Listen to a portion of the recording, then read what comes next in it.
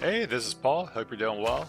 Just jumping in with a update on our most recent October patch. So we pushed it live to Steam this prior weekend, and it's mostly some minor bug fixes. There are a couple of tweaks to sound effects and some minor lighting adjustments, but again, just trying to go through this list of bugs we have. There's about 60 on there, and just knocking out as many as possible.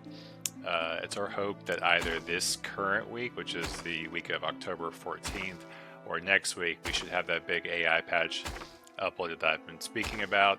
So this will address much of the unusual behavior you sometimes see with colonists, with them basically going idle too quickly or working on resources that aren't there.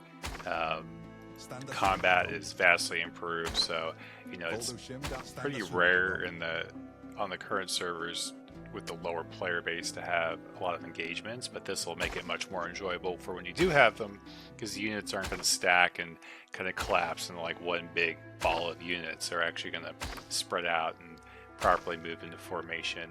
And to that point, on the multiplayer side, that's really where we're going to be focusing a lot of our efforts through this next 4 months or so prior to Steam Next Fest. So there's going to be quite a bit of development on what we think are some kind of cool and novel multiplayer features.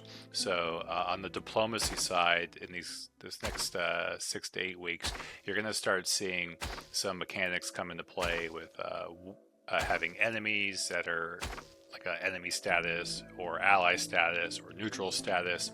That's going to start impacting when your units engage, shared or not shared line of sight.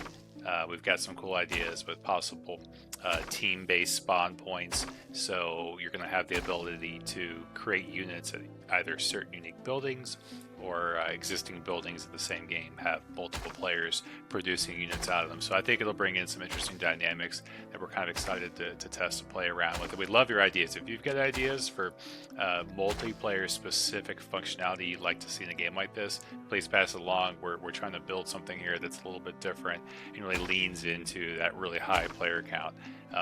And so there's going to be stuff that we try that just doesn't work well.